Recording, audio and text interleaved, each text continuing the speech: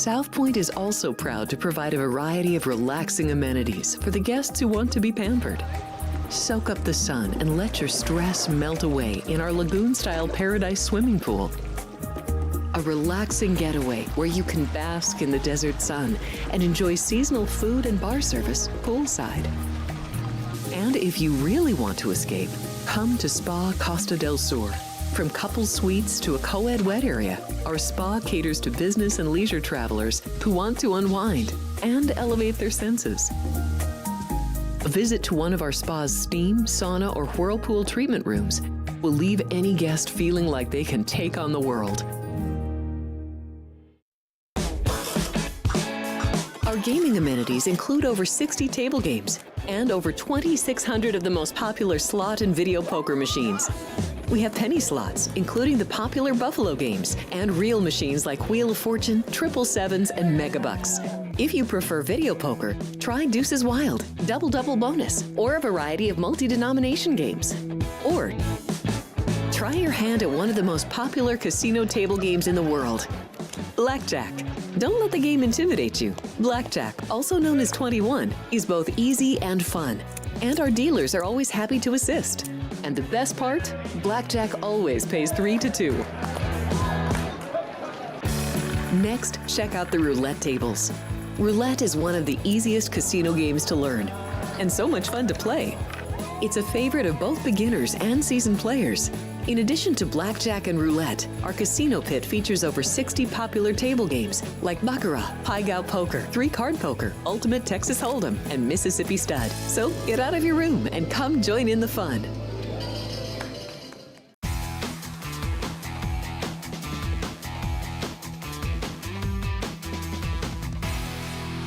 Happy Monday, everybody. First Monday of November, and it is it's getting crazy here in the sports world. We've got a lot of different sports going on: NFL, college football, NBA, NHL, and now we've got some college basketball on the slate as well. We will do our best to help you through each and every one of these because it does get a little overwhelming. This is Sports by the Book. We are live here at the South Point. Good morning to our crew. We've got Andrew, Ryan, Vince, and Ann all back there working hard to get us on air. I'm Alex White, and sitting next to me is Kenny White. Good morning. Hey, good morning, Alex. And it is right now crazy how much is on the boards at sports books right now. And for a sports bettor, if you're following way too many sports, it's a little too much. If you're zeroing in on one sport, like there are people who just bet college basketball, they come out of the woodwork today. You don't see them ever, and then all of a sudden college basketball, they walk up to the window and they're ready to fire. And those are the people that you need to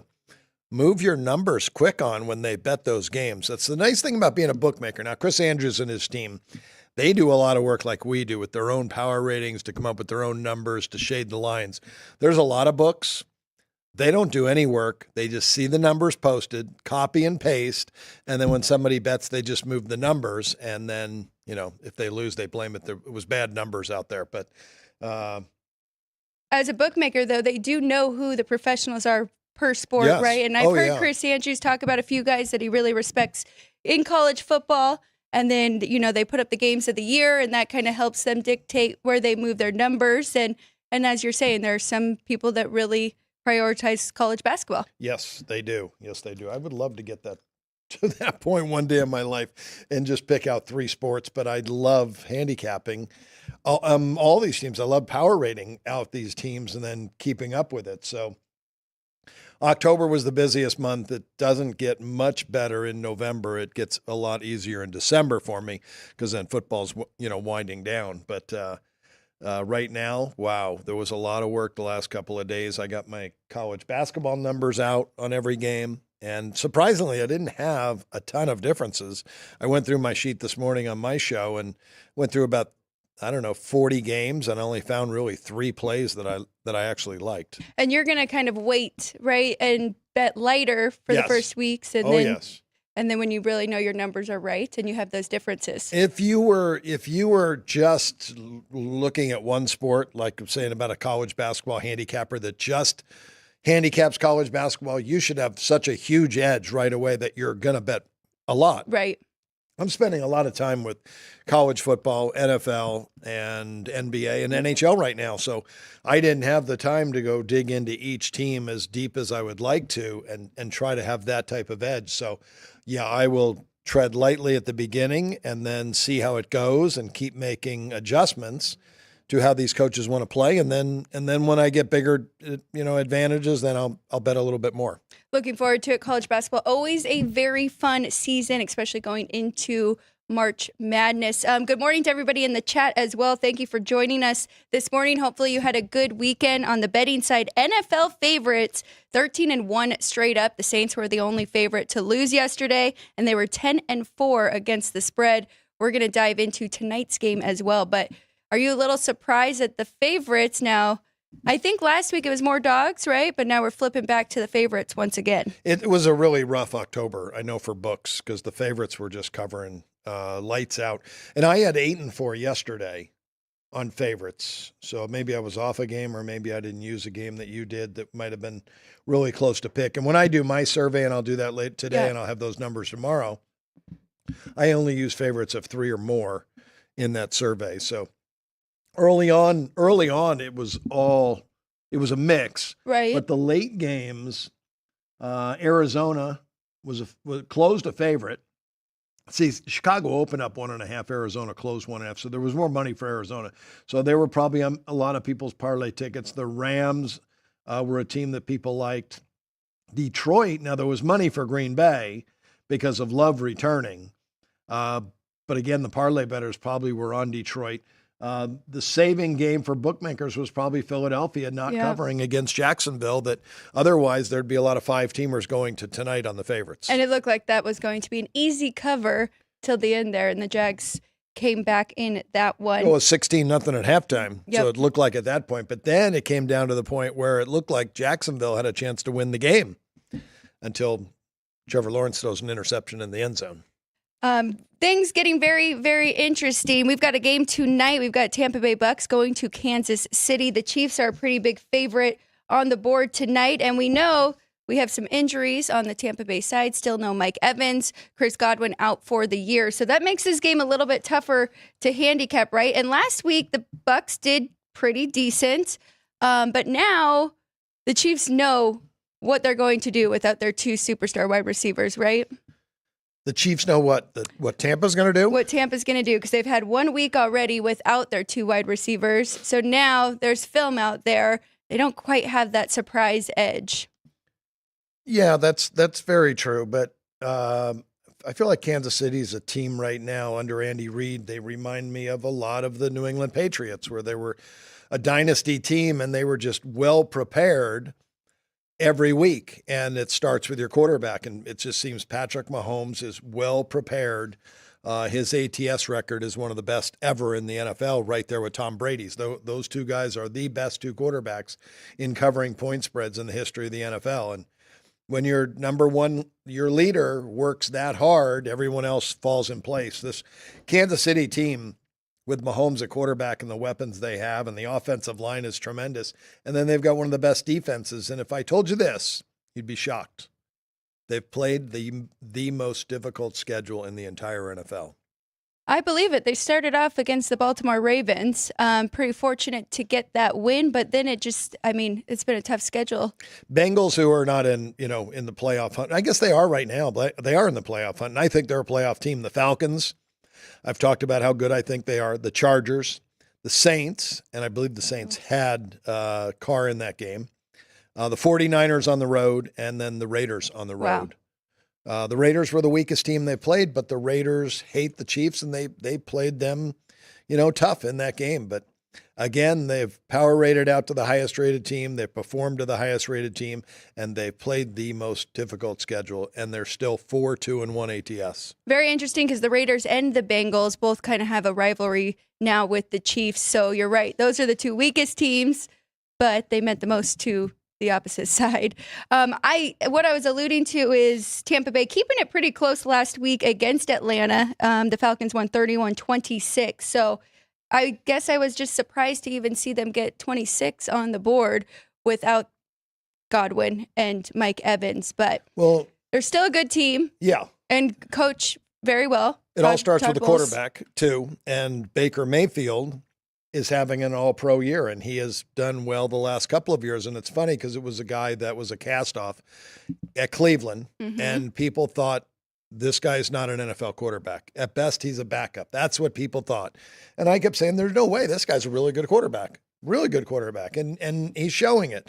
71% completion, 7.7 yards a pass, 21 touchdowns, 9 interceptions. His median game this year, and he has more home games. He has 5 home games.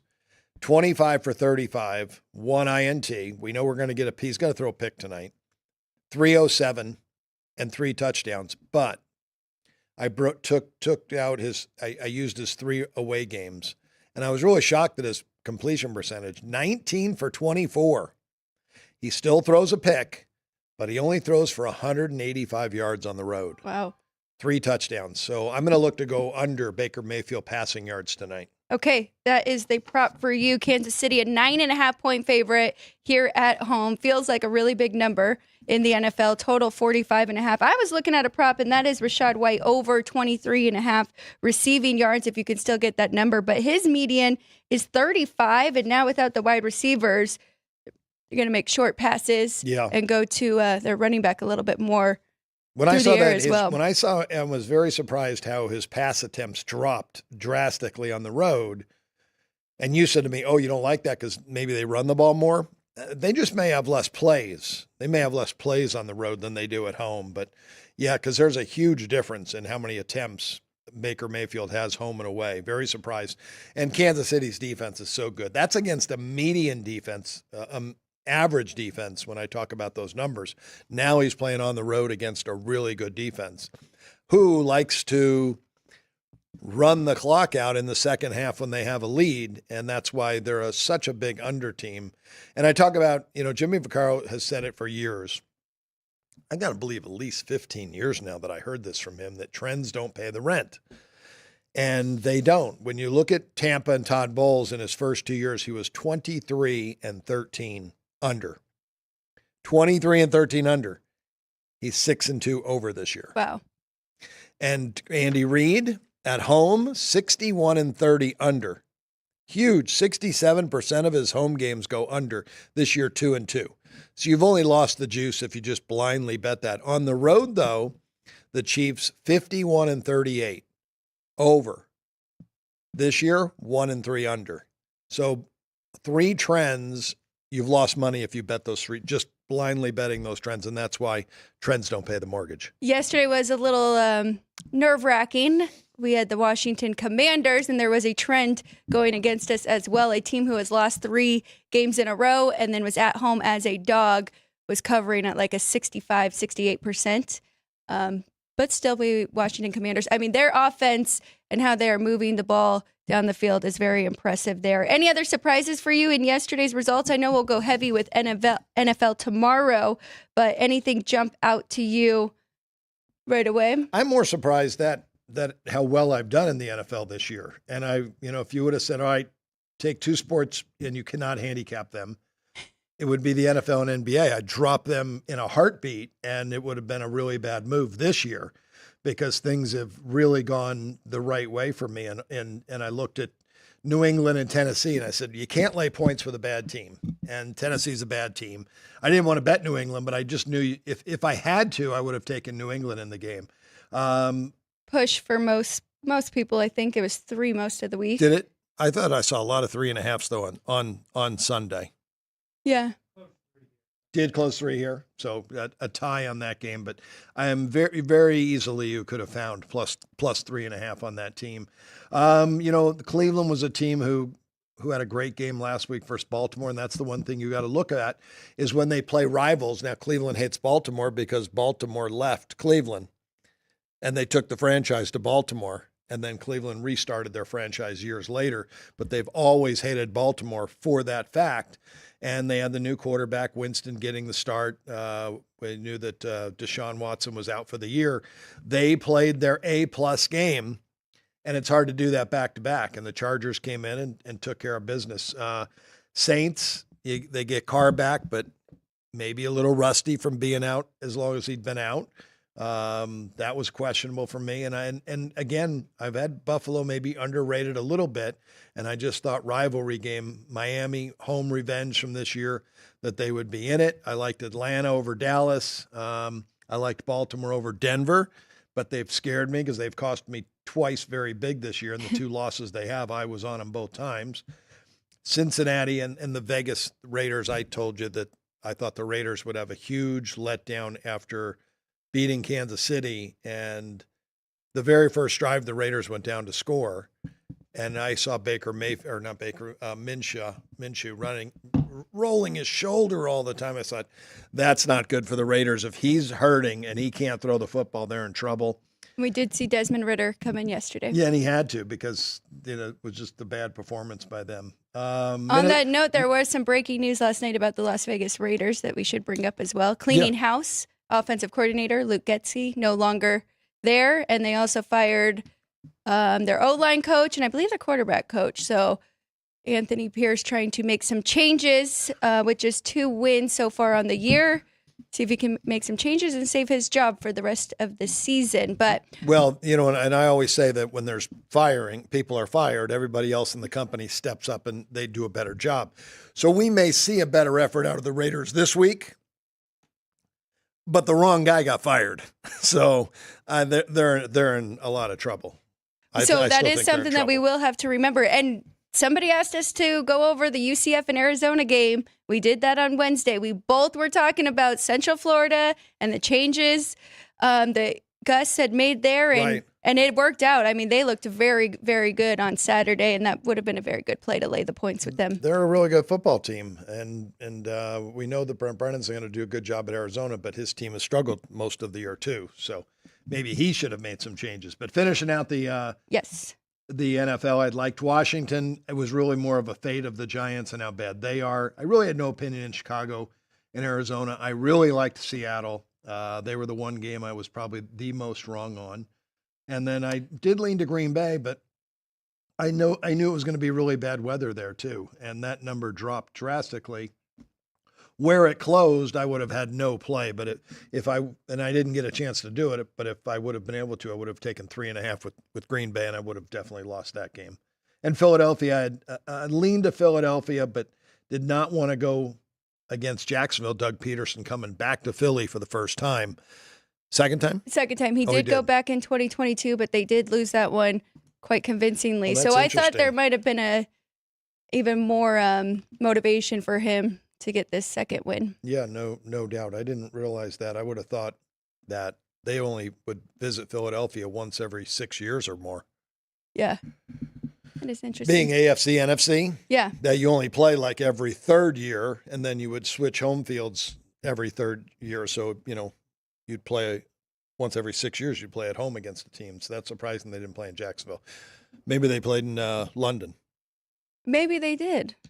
I'll have to check that out. So that's it today. So you just like a prop bet. You're going Baker Mayfield under? No, I like Kansas City. Okay. I have Did you Kansas like the City. favorite? Yeah, I have Kansas City. I have Kansas City 15.5 points better than Tampa.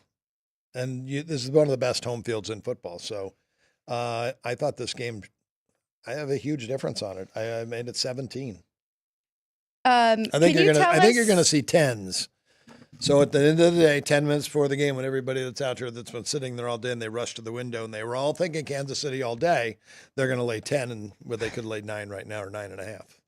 Let's talk about an in-game scenario because you talked about the Chiefs and how they like to run out the clock in the second half. So if they have a big lead and maybe Tampa gets on the board early in the game, then Chiefs come back, have a big lead. Can we go under in the second half, do you think? Yeah, I think so. That's because that's the trend for the Chiefs. They are a great second half under team. They will just try to, strangle you to death in the second half by running it 4 yards in a cloud of dust, first down, keep the clock running. And Patrick Mahomes is a big part of that. What I did notice, too, in breaking down the median numbers for the quarterbacks, that Baker Mayfield on the road in his 3 road games, his median is 5 runs for 34 yards. So means they're, even though he's only thrown 24 passes, He's dropped back to pass 29 times, and 5 times he has to take off through the pocket because they're not design runs. It's just pressure from the defense, and I think you'll see that from Kansas City tonight.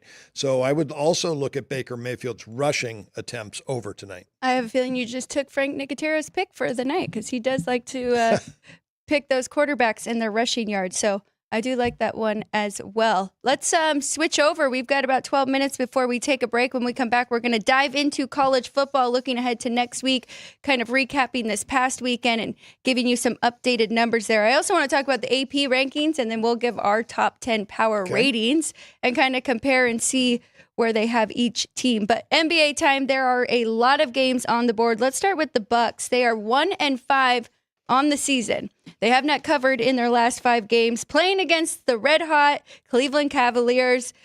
Cleveland is undefeated. They're 7-0. I'd say that's been one of the better surprises of the year, even though they were a playoff team last year. But still, they are a 7-point favorite at home, total 228. I say you continue to ride them. I made Cleveland 9 and 225.5 in this game. But again, on a 7-game winning streak, in Milwaukee on a 5-game losing streak, they have just not played good basketball yet. Doc Rivers' team is really slow starting. Obviously, they'll put it all together. They need Chris Middleton back. That'll help. He's been out the entire year.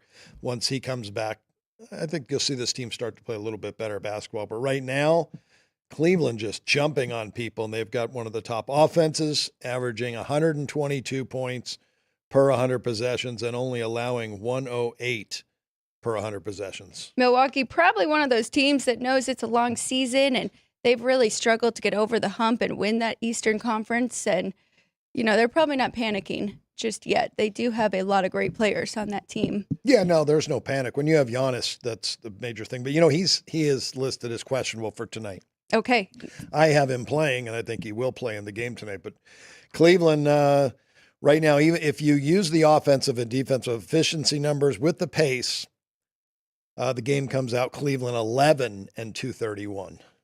Next game on the board, the Golden State Warriors. They are a 10-point favorite on the road against the Washington Wizards, 232.5. Golden State, impressive 3 straight wins for them. And 2 without Steph Curry, and he should return tonight. I have the Warriors 11.5, 236.5. And my the cross-reference from their offense-defense, 13.5, 228.5. So the cross-reference says the Golden State Warriors will win by more than that 10-point number. How about that total? You did make it a little bit higher? Yeah, I did, but it's still not really that big of a difference. Washington scares me a little bit. They are without Kyle Kuzma, who is a really good three-point shooter. Okay, Lakers at Detroit. Lakers minus 7.5 here at the South Point, total 227. JJ Redick has done very good with this team. Anything for you in this game? I only made it 3.5. I do like Detroit's team. Now, Detroit did play last night, but they're playing at home, so I don't have in that trend. I don't take any points off when you're playing at home. Doesn't matter if you traveled on back-to-back. It's, these guys are used to playing basketball every single day. And if they're at home, they don't have to do the travel and they need to do. They're leaving their house, going to the arena, playing the game, and they know they're playing the Lakers. Even my cross-reference with their offense, defense, and pace numbers comes out Lakers 2.5, 226. So both my numbers and the efficiency numbers say it's a play on the Pistons. All right, we'll highlight that one because you do have to give out a dog of the day, so that might be it. Going to the Boston Celtics, just 1 loss on the year for them. 10-point favorite on the road against the Atlanta Hawks, total 233.5. Anything for you? Any differences? Atlanta still without Bogdanovich and Hunter. Both are big players, and Brown is out for Boston, but he's not that big of a player. When you think Celtics, you think Tatum and Jaylen Brown. Yeah. 1-2. Yes. Derek White's a way better player than Jaylen Brown. That's the second most important part of the piece of the Boston Celtics. And Brown is worth 1 point to the betting line for me. So you're forgetting about Drew Holiday as well. Drew Holiday is going to step in for Brown, and that's why it's only a point drop-off. But I only have Brown basically rated, I think, 1.5 points better than the average NBA player. So Drew Holiday's getting a little older in his career, and his rating has slipped a little bit. But it's Tatum and White are the great 1-2 punch for the Celtics. I made Boston 14.5 in this game because of no Bogdanovich and no Hunter for the Hawks. And they also played yesterday, but they're back at home. Memphis Grizzlies going to Brooklyn. Brooklyn has been better than expected. Memphis laying 5 on the road, total 225.5. Any injuries or questionable players in this one? Yeah, Bane is out, shooting guard for the Grizzlies. That really hurts them. And Ben Simmons will be out tonight for the Nets, and I think Simmons may be out for a couple of weeks now with this new injury that he has. With those factored in, I have Memphis 2 and 220. So leaning towards the Nets, even without Simmons in the lineup. Still think they have a decent team. And without a player like Bane in the lineup, I think that really hurts. And I've got Marcus Smart out as well for Memphis tonight. 3-4 on the year, 2-2 at home. The Brooklyn Nets so far this year. Sacramento Kings 3-3 going to take on Miami Heat. They are 3-2 and 1-2 at home. We've got little bit of differences across the board, but here at the South Point, it's a pick 'em and the total 225. Two teams that have relatively been very healthy so far to start the season. I don't have an injury written on my sheet for either team. I made Miami a half and 220.5. I leaned to the under in the game. The offensive efficiency, defensive efficiency numbers make Sacramento 2 and 222.5. So both totals a little lower than what the game total is. So I lean to the under in that one. Okay. We've got the Utah Jazz. They have been pretty disappointing. Now lost 5 in a row. Have not covered in 3. Taking on the Chicago Bulls. They are a 7.5-point favorite here at home. Total 228. Another pretty low one. Now, Lauri Markkanen's the question mark for Utah, and he's had back spasms and missed a couple games, and he's worth 4.5 points to the betting line. So very important player to know whether he's playing or not. I made the Bulls 8.5 with him out. I give Utah a shot of winning the game if he plays, because I'd only make this game about 4. The total 221 without Markkanen, I would definitely raise that up, probably about 4 points, maybe 5 points. So I would not have a play on the total, but that's the NBA. You need to make sure the stars are playing, and Lauri Markkanen is the star of the Utah Jazz. So we have to monitor that. When will we have the official injury reports? Every one of these are different. It could happen in the middle of the day that things go well in the shoot around and he feels good, but with lower back spasms, that could come up at any time. And what I read, it usually takes 7 to 10 days for you to completely get rid of those, and it has not been that long yet. So he may be rushing back a little bit too soon. We'll see. And we know how demanding this NBA season is. They don't really get much of a break. Let's go to the Knicks and the Hornets. New York -2 on the road, total 217.5. I said the last total was low. That is definitely one of the lowest. I made it 215. I think you said Hornets. I do that all the time. I think it's Knicks at the Rockets. Yes. I made the Knicks 1 and 215, and it's right there. The cross-reference numbers come a little bit higher in the total. Knicks 2 and 222, so close to an underplay. The money has come in on the under in that game, though. Here we go. Charlotte Hornets playing in Minnesota, taking on the Timberwolves. Timberwolves 9.5-point favorite at home, total 226. Rudy Gobert, a question mark for Minnesota. So you got to make sure that you know whether he's playing or not. I made it 9 and 216.5. I like the game under, but I'd much rather have Rudy Gobert in the lineup because he's the rim protector for Minnesota. So make sure he's in the lineup. If he's not, I'm not betting the game under. We've got Orlando Magic taking on another really hot team here in Oklahoma City Thunder. They are laying 13 at home, total 215. And Orlando has dropped off some now. 4 straight losses, 5 against the spread, against one of the best teams in the NBA. Our Oklahoma City their defense is just so good. All 5 starters play really good defense. They're allowing 95 points per 100 possessions, and that's only because they let up against Portland, and they had such a big lead they said, we don't have to play defense anymore. We can just beat this team. We could outscore this team any night of the week. That number went up after that game, playing such a poor team. But their last game, easy under for Orlando. They just played great defense. They are undefeated as well, 6-0. And Chet has some new numbers about as a center that he has done that other centers have not. And then SGA is shooting lights out once again, and more from behind the arch this year. So it is fun to watch that team. Have to keep an eye on them. I'm sure they are moving up as a favorite. Two Gonzaga guys. And they both play great defense, Suggs and Holmgren. Yeah, there you go. Thank you. Portland Trailblazers at New Orleans taking on the Pelicans. Pelicans -2.5, and the total is 220. Very interesting that this number has gone down. I've been a big Indiana fan all year, but Dallas played in the championship last year. They do still have a very good basketball team. I made them 6 and 233.5. Cross-reference numbers, offense, defense, make Dallas 5. Total just 222.5, because both these teams have played pretty good defense, and neither team's really gone crazy offensive efficiency wise. Both are like 113 per 100 possessions, which is good, just not great. It hasn't gone down that much. It's 4.5 here. The Mavs. Oh, is it? Yes, I was talking about the Pelicans are a 2.5-point favorite at home. The Mavs are a 4.5-point favorite at home. Oh, I'm sorry. I jumped games. That's okay. Just didn't want you to have okay. the wrong number. I jumped to the wrong game. My apologies. I was still thinking about Chet Holmgren that I couldn't remember his name.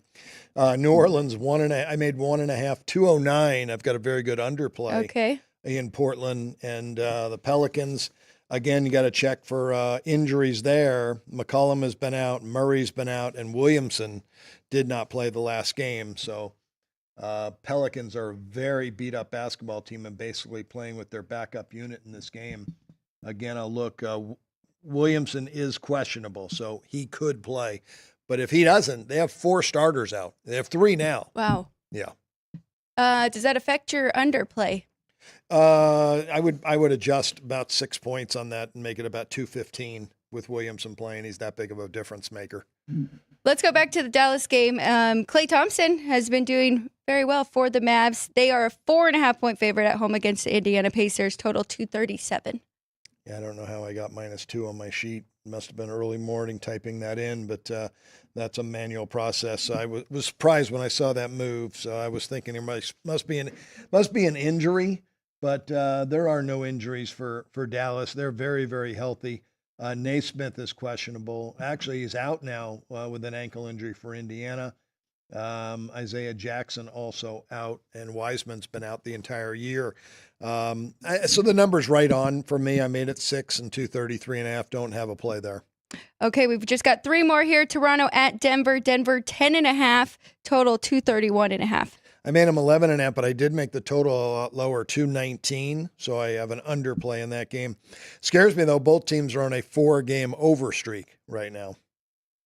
We've got the Sixers at Phoenix. The Suns laying 7 at home, total 223.5. Paul George may return tonight. I believe he is returning tonight. And, another reason that Denver game I like under, no Murray tonight.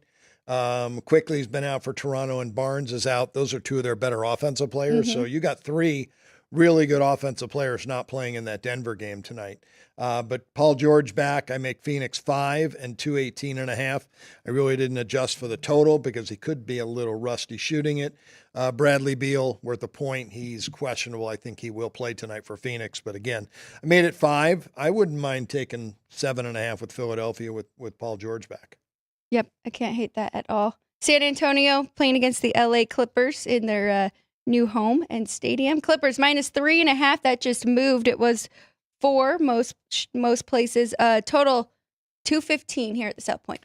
Well, we've been on the Spurs all year, and they're not disappointing. They've been playing good basketball, and I only made the Clippers 1, 216.5. Nothing on the total, but yeah, I'll take the points with San Antonio. Without Kawhi Leonard, the Clippers are really an average basketball team. Wemby, a little up and down so far, getting his offensive rhythm. He's 20 years old. He'll pick it up. The numbers he put up last year were ridiculous, and for a 19-year-old. So I think you're going to see better numbers as the year goes out of him. Did you like that move with Chris Paul going there? Didn't really not move really. the needle for you? Not really, but he does put up good numbers. I mean, I've heard different things about him. I've got a good friend that was a big LA Clipper fan and couldn't stand him.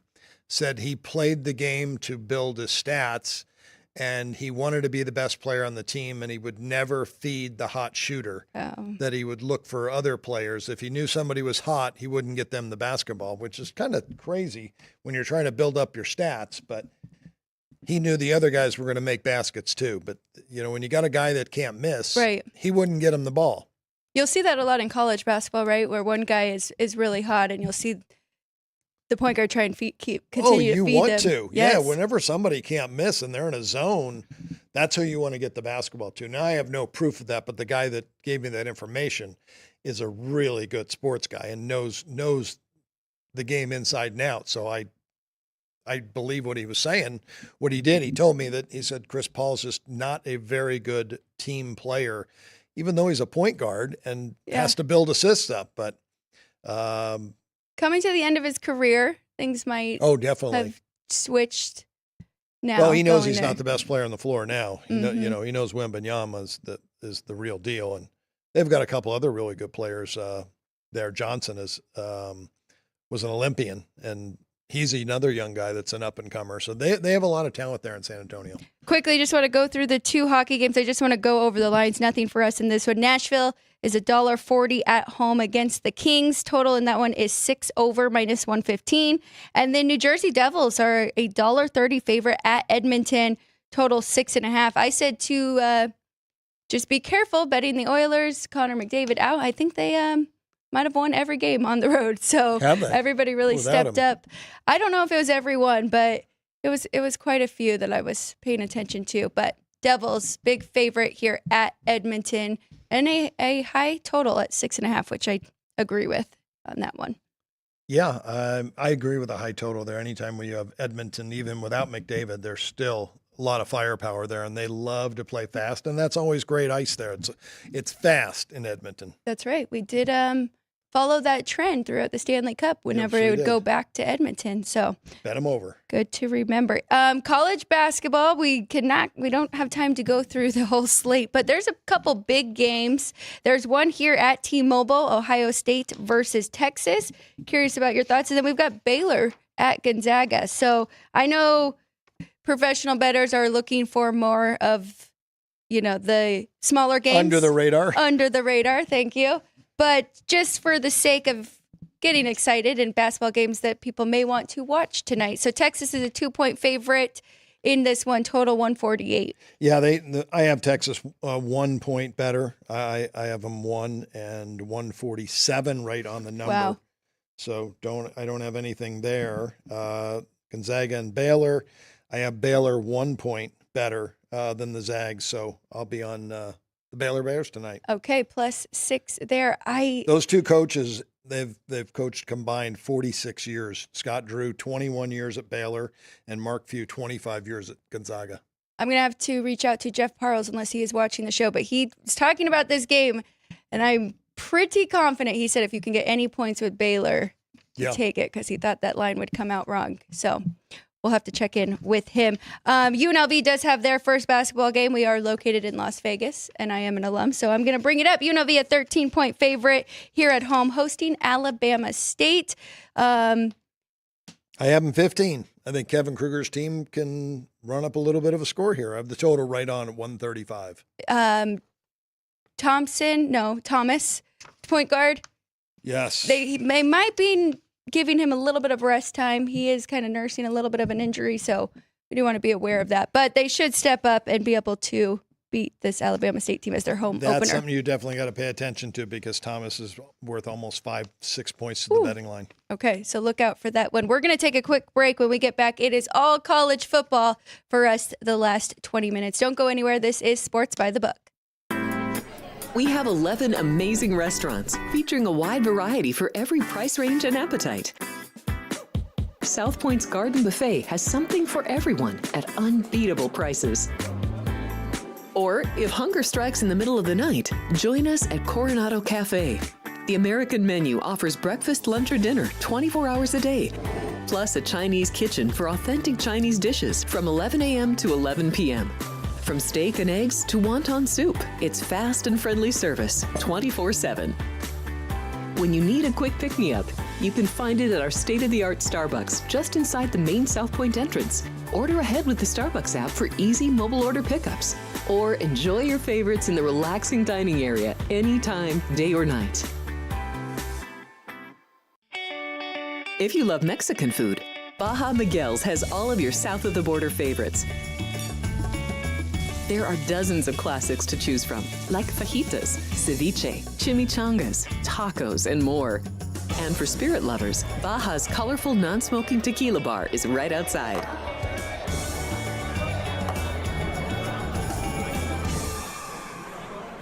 Or maybe you're in the mood for seafood.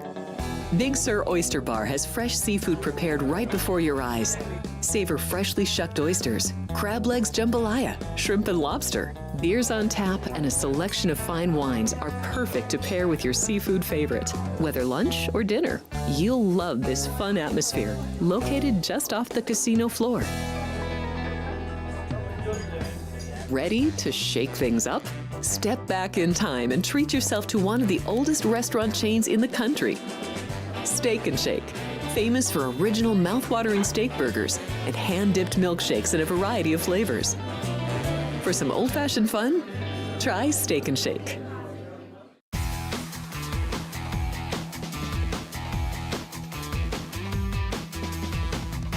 Welcome back. This is Sports by the Book here at the South Point studio. Thank you all for joining us. Quick shout out to everybody in the chat. Damon, Vince, JR, Nick, and Agent 87 is back. We appreciate you guys joining us this morning, bright and early here on the West Coast. Anyways, please subscribe if you are not subscribed yet so you can jump in the chat as well. We will start taking requests for any college football or NFL games you would like us to go over, and we will do that on Wednesday. We've got a fun contest coming up here at the South Point. I've already filled out 2 cards. I plan to have between 5 and 10. But this is the college rivalry jackpot parlay card where we've got all the best rivalry games here. Just have to pick the winner. It is $25,000 guaranteed. And if it goes over that, there are more cards in. They will pay out that full amount. So a lot of fun. They do it for NFL Week 1 every year. And now they've added a college one. So 2 for me so far. It's tough. You got to kind of round robin. And some of these games now, Texas A&M, Texas, it's a very important game for both of these teams. Now that A&M does have a loss as well. So a lot of fun. Make sure and get down here to the South Point. You have to do that in person. But again, thank you everybody in the chat. Please, if you have not chimed in, please do that. We want to give everybody a shout out who is watching here with us. Also, please follow our social media pages, Sports by the Book and Sports by the Book LV on Instagram. All right, let's go to some college football here. I want to start off with the top 10 AP, and then we're going to go to our top 10 power rankings and see where the biggest differences are. So came out yesterday, Oregon, number 1, undefeated, 9-0. Georgia comes in at number 2. They are 7-1. Ohio State, number 3, also 7-1. Miami, undefeated, comes in at number 4, 9-0. Pretty fortunate to be undefeated still, but that's okay. Texas, 7-1. They are at number 5. Number 6, Penn State. After that loss, they did drop down 3 from last week. Lost to a very good Ohio State team, but they are now 7-1. Tennessee at number 7, Indiana at number 8. They move up 5 and are finally in the top 10 after a 9-0 run and come from behind victory over Michigan State. Did cover every number there. BYU at number 9, they are 8-0, and then Notre Dame at number 10, 7-1. Alabama just on the outside at 11. So, wow. Any thoughts on that, or do you want to go to your top 10 we can kind of compare? That's your top 10. That was the AP. That's the AP. AP, okay. Yeah. Well, very interesting. And I have a mistake on mine because I made a manual adjustment on Miami's power rating. I wanted to move them up ahead of Penn State. I still don't think it's, when you lose to a top 10 team or a top 5 team, it's not that embarrassing. Penn State lost to Ohio State, who I have number 1 in the country. I can manually adjust that for you right now. Yeah, so I have Miami 8th and Penn State 9th. Okay. Number 1 is Ohio State. I know that Oregon is because they're undefeated and they beat Ohio State, but it was at Oregon. I will love to have Ohio State in the revenge game when these two play again. I love what I saw out of the defense. I think they're one of the best quarterbacks in the country. Georgia, number 2. They still have the talent. They're probably better than this number to go into Texas and do what they did. This is a really good football team. Oregon, I have right there, 129.5. They have done nothing but take care of business. And Dylan Gabriel is an outstanding quarterback. People didn't like him early in the year. Didn't think he was very good. I don't know why. But he's got great numbers, and he's playing really good football. Texas, number 4. Again, I manually moved their rating down, and I think they're going to be a really tough out when it comes to the final 12. Alabama, number 5. Start to look for numbers on them. If Kalen DeVore is the real deal, and they have turned it around, we'll see this week versus LSU if they are, because LSU have number 10. So a great matchup. Mississippi, number 6, Tennessee, 7, Miami of Florida, 8. I'm still waiting for Mario Cristobal's team to have a bad game. Penn State, 9. And then LSU and Notre Dame I have tied at 10th. Okay, very interesting. And it is interesting that A&M is not in there, and they weren't even last week either. And then they face a tough loss. They were the last undefeated SEC team, and they lost 44-20 against a feisty South Carolina team. Wow, that was amazing. And I leaned to South Carolina. My number said I was supposed to bet South Carolina, but I didn't. And I should have, because it was, a South Carolina team that's playing good. I've got South Carolina tied for 28th best team in the country, and it's again who you play. I have them tied with BYU at 28. Wow. And everyone else, because BYU is undefeated, has them up there. But BYU's playing Utah this week. We'll see what happens there. There is no Cam Rising, and they've got to go with the freshman. Utah does. But that's such a big rivalry. That's the holy war. Yeah, BYU does look pretty complete, though, in all 3 facets. So we'll see. I think they'll be okay in that one. Only 5 undefeated teams left: Oregon, Miami, Florida, BYU, Indiana, and Army. Yeah, that's pretty impressive. Those are the 5. We lost 3 this weekend. Penn State took their first loss. And they had the game. They were down to the 1-yard line and did not get in on 4th and 1 from the 1. They didn't get in. Otherwise, they tie that game up. And it could have been a different story, but they didn't get in. Iowa State loses 23-22 to Texas Tech, and then Pittsburgh gets run out by SMU 48-25. Yep. Pittsburgh, we were kind of waiting for that one. They have been very fortunate with the turnover battle throughout the year. Texas Tech, I was pretty impressed with that one, too. I mean, Iowa State was about 14-point favorite in that one. I have Pittsburgh ranked 43rd in the country with UNLV. And it was sooner or later going to be time that they lost a game, because, they played an easy schedule and they've won the turnover battle, but they finally ran into SMU. I have ranked tied for 17th in the country with A&M. SMU, I have about 14th right now, tied with A&M as well. So my top 10 really quick, I do have a tie at 10, and that is Tennessee and Clemson. Clemson took a tough loss this past weekend. I thought they were going to go undefeated, just that one loss against Notre Dame, but Louisville had a different plan in mind. But I dropped them down. They still are in that top 10 spot. Number 8, Miami, Florida. Number 7 is Ole Miss. Number 5, tied at 5, we have Alabama and Notre Dame. Georgia at number 4, which is just a point behind. And I have Texas ahead of them, which I'm sure you're thinking how, because Georgia did beat them, but it's very close. I have Oregon at number 2, and then I have Ohio State at number 1, who made a little bit of a leap there, because I had Ohio State number 1 last week, but they were only half a point above the next team, which I believe was Georgia. But Georgia did not look great this past weekend either, and I kind of had to adjust for that. But I think the big difference between our top 10 and... Well, remember, Georgia played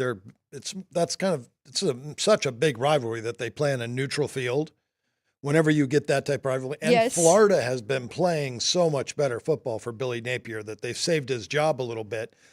And they fell behind, and Georgia made a really good run in the second half. Again, they made the right adjustments and then covered the spread. If DJ Lagway didn't get hurt, though, and they had to go to their transfer quarterback, I don't know. It could have been even closer. But that second half, you're right. They made adjustments.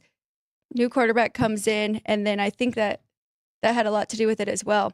Carson Beck is not taking care of the football, and he's throwing it to the wrong team more times than he did in the past few years. I'll have to take a look at that. And I did have to, I'm using your turnover method and taking that into consideration. But yeah, I'm a little bit worried about Carson Beck this year and that number. Okay. I was going to say the biggest difference for us, and I think most of our team here with our power ratings compared to the AP is, I think we all have Ole Miss still in the top 10, and they dominated this past weekend. It would be a real shame if they get left out. 63-31 win over Arkansas. Arkansas's played well. Mm-hmm. I mean, they've overachieved, play well, but yeah, it would be a shame because Mississippi is the real deal. Lane Kiffin's team is good enough to play for a national championship. So I hope they're in because they could. It may be a team that now I start to look for that maybe you've got some really good odds on them to win the national championship. I still haven't had time to do that. Now with college basketball starting, maybe I will have time to look and try to find a future. It gets very interesting now because it's how many teams will they take in the 12-team playoff from the SEC, how many from the Big Ten? Because now the Big Ten with Oregon, Ohio State, they can't leave Penn State out, and then Indiana. You know, and it also comes down to if you play for your conference championship, so if Alabama plays Georgia or whoever plays for the SEC championship, the team that wins is going to get a bye. Right. So they could be okay. The team that loses is going to have to play a first-round game. Ooh. And that's, a tough situation. So you're going to kind of want to wait to that game because could you imagine if you got a dog in a big conference championship, big conference, and you like the dog, and if they win, they're going to get a bye. Yeah. So you're going to get a really good price on them, and it might be more of a better rollover parlay in that case. So. Oh, I like that.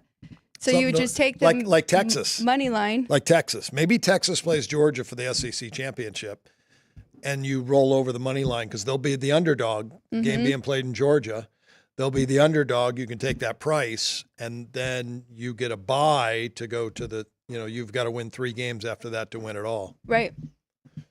Very interesting. And for Georgia, Ohio State? Georgia wouldn't get the bye.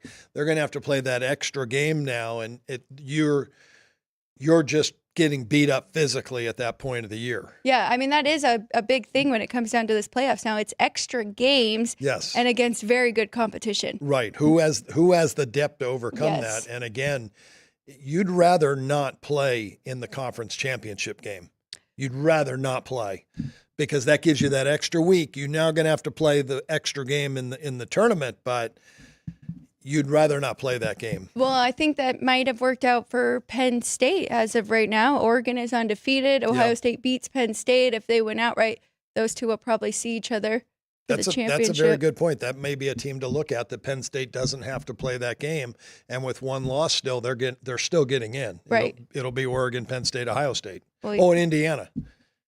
Oh. You got 4 teams from the Big Ten. So I keep forgetting about Indiana. Yeah. Again, if you have any requests for us, please let us know in the chat if you want us to go over any of the games for this coming up weekend. Week 11? We may want to look at Ohio State, just the fact I'm thinking now what you just said, because Indiana may play Oregon for the Big Ten championship. Well, Indiana and Ohio State still play each other. Yes. So. And if Ohio State wins, they're in because they'll have the tiebreaker. But then again, no. Well, I don't know if they'll both have no, because I don't think Indiana plays Oregon, so it wouldn't be all 3. So it would be Oregon versus Ohio State at that point. Ooh. Yeah, Penn State could be with one loss could be outside looking in, and that's when you fade them in the bowl game. Oh my gosh! Well, and no, because Indiana, if they have one loss to Ohio State, they're leaving Indiana out. Probably. And putting Penn State in. Maybe not. I don't know. They're a great story. If Indiana runs the table and their only losses to Ohio State, and it's later in the year, that's going to be like a coin flip to who the committee takes in the 12 teams. this past weekend. That was our first time jumping in front of the train with Indiana, and we kind of talked ourselves into that one with Michigan State, and it looked good. It was 10-0 to start, and I really only jumped. I used it as a Circa Invitational pick because it was 8.5 at that point, and I'm like, that's the best number. I got to use it, but man, it is a really good story. How was your Circa this weekend? Circa not great. I went 3-4, which I mean that's horrible. Yeah, not horrible, but I went 4-1 in the Review Journal. So if you want my best killing picks, the Review Journal. Go to the Review Journal because that one I'm out of my own way. What's your record in that? I don't know, but I did. Weren't you like 5-0 the week before? I went 9-1 the last 2 weeks, so hopefully people are jumping on those ones. But I don't stress out as much, so it's a little bit easier. But not much change here for our run percentage, pass percentage, and pace of play in college football. So we'll just quickly go through this. We do have a graphic so people can see, and if they want to take a screenshot. But, I mean, really, these teams are pretty set now. We'll throw up the run percentage right here. Remember, once again, we do not have the service academies in here, so it would be those three first. But then coming in at number one without them is UNLV still. Louisiana Monroe jumped ahead. I believe Tulane was second last week. So Monroe right there, Jacksonville State, Tulane, and then Central Florida comes in at number 5. Iowa still running the ball very well. Number 7, South Carolina, who has had some big SEC upsets. Sam Houston State at 63%. A&M, just about 63%. And then Houston comes in at number 5. They pulled the big upset. With their big upset this past weekend against Kansas State. Yeah. They pulled a big upset. Very shocking to me because Kansas State's just so well coached and playing good football. But yeah, look at that list. Those are all teams that cover point spreads. And again, we've been saying that all year long. So then we'll go to pace of play. Ryan, if you don't mind, we'll go to slow because some of those kind of correlate. So we've got Army, Monroe again. Vandy plays nice and slow and controlled. And they had another big win this past weekend. Tulane, NC State, a dominant win for them as well against Stanford. Houston, Michigan, of course, we know that, and Michigan State. Lafayette comes in at 9, and then Minnesota, who is they're doing very good against the spread, and I tempted that one going with Illinois, but Minnesota 7-1-1 against the spread so far this year, and now you can see why. Good friend Ken Murphy. We should have him on the show maybe next week. He's out of town this week, but maybe next week we have him come in studio because very sharp handicapper, one of the best in the business that I've ever seen, very disciplined. He had Vanderbilt and taking the points, but I think he had a sprinkle on the money line as well. And he's been following this Vandy team most of the year, and he's been on them. So, yeah, it's a good list, those teams that have been methodical. And that's one thing I liked about Michigan State this week. Very well coached. Mm-hmm. They're getting better and better, but that just shows me how good Indiana is as a team to be able to do that on the road, to come back and then just dominate. Yes. Their defense is really good, Indiana. Yes, they are. And very efficient offensively. I did watch some of that. Yeah, their quarterback, Rourke, he's a good one. He's gonna play in the NFL. I will say I did jump on Vandy as well. Took the 7.5 and a little bit of money line too, but that was more of a fade against Auburn. But still, and how good Vanderbilt has been. Will you read off our pass-heavy teams? The top. And 10. Amazing to me to say San Jose State because it's Ken Niumatalolo, and he's switched from the triple option of Navy to throwing the football all over the field, and they've been successful doing it. Rice, another team that has played well, and they beat up Navy this past weekend. And Navy was coming off the Notre Dame game, but Rice has really played good football. Syracuse, 61%, and they've got a great quarterback. LSU again up there passing. USC. It's USC again. That's Lincoln Riley. Loves to throw it. North Texas, very aggressive football team, and they play Army this week.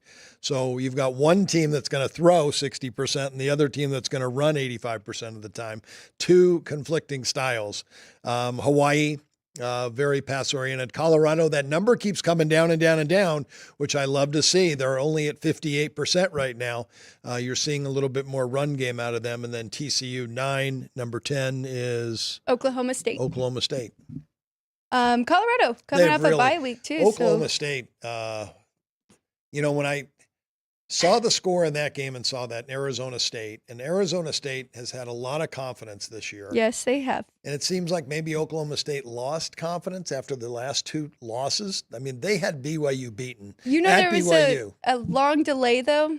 And they had a long delay. Maybe that hurt them as well. I'm not sure if that did or not. It was like Both 21-14. They were kind of answering. Both teams long are still delay. delayed, so I know. I mean, they're delayed the same amount of time, so I can't use that. But coming off the Baylor loss was just ridiculous when your running back fumbles at the 1 yard line and then the other team has a 99-yard touchdown play. That was just a killer. Maybe that was the dagger to that team, and they don't have anything left. I didn't think Wyoming would have anything left after losing last week and looking horrible and losing to Utah State at home. And then they got to go on the road against Bronco Mendenhall in New Mexico. And it looked like I was going to win the bet. I was up 10, and then my quarterback from New Mexico throws a pick six and puts Wyoming back in the game. So it was a mistake that how Wyoming got in that game. But I didn't think they'd be in it at all, but they were most of the game. I did not think they would score 49, or I would Never. have definitely gone over that total of just 60.5. That may be more than they've scored in the last 3 games combined, Wyoming. Their offense has just been horrendous. But New Mexico's defense is pretty bad. Very bad, very bad. We got to check their over-under trend because... Fast pace. South Florida showed how fast they can be. I don't know. How many points did they put up in the fourth Well, those two quarter? are finally tied right now. South Florida, East Carolina have been going back and forth all year. Now they are tied for the fastest. Let me look up South Florida for you. And then Utah State playing extremely fast, and that's more by their defense giving up so many points they have to pass. Pittsburgh at number 4. North Texas, again, playing up-tempo football. Ole Miss, Lane Kiffin, we knew that's what we were going to get out of them. Mississippi State, number 7. Oklahoma State playing fast at 8. Baylor and San Jose State, both extremely fast teams. And then Toledo and Jacksonville State. All up-tempo offenses. And I think if you go over the over and under numbers, most of those teams have probably an under trend on the season. Quickest pace? That's, the quickest pace teams. They're all over teams. Yeah. Okay, I thought you said under. Oh, no, over Yes. the quickest pace teams. I think you'll find an over trend. I may have said. I'll do that tonight. I'll look at the quickest and slowest pace in their ATS and see how they are doing. Baylor just jumped up on that list, and that is since their bye week and since Sawyer Robinson has gone into quarterback, and they've looked much better. And I think they have 3 straight overs. They've been a far better team in the last 3 weeks. Far But TCU was in that game. Yeah. Oh, no, they were. Yeah. So I have to adjust my number. I had Baylor as like an 8-point favorite. Yeah. You were leaning more towards TCU. Yeah. And I had a feeling it would kind of be right there in the middle. TCU could have easily won that one. But good. Okay, so that is our run percentage. Again, I did it again. That is the run percentage and the pass percentage for college football up to this point. Pace of play for those teams. And then our top 10 going into week 11. That's it for us for today. 2 MAC games tomorrow. We'll cover both those MAC games. Is back. Yes, we will. And we will also get the first preview for college football playoffs and what they are thinking. That'll happen tomorrow night as well. So we'll get to recap that on Wednesday. Thank you, everybody in the chat. And thank you, Sports by the Book, for all of those updates and our Twitter handles and all of that great stuff. So, yes, please follow us on there, and we appreciate you guys following us here on Sports by the Book. 2 plays I have for college basketball for the folks listening that I played today. Stanford's a 1:00 game, went over 150.5 points. Denver, a up-tempo, high-scoring team, and Kyle Smith's always first year at Stanford, but really good offensive guy. And then Missouri State, plus 16.5. They're playing Butler. That's Quanzo Martin. He's first year at Missouri State, always been a really good defensive coach. Think that could be a low-scoring game, points at a premium, and Missouri State gets the cover. Very good. And then we did give out a few NBA. If you missed that, please rewatch and go back to the first half hour. Like the Chiefs tonight, the favorite, minus 9.5 over Tampa Bay Buccaneers. That's it for us today. Thank you, everybody behind the glass. We appreciate you. For Kenny White, I'm Alex White. We'll see you again tomorrow, 9 a.m. here on Sports by the Book.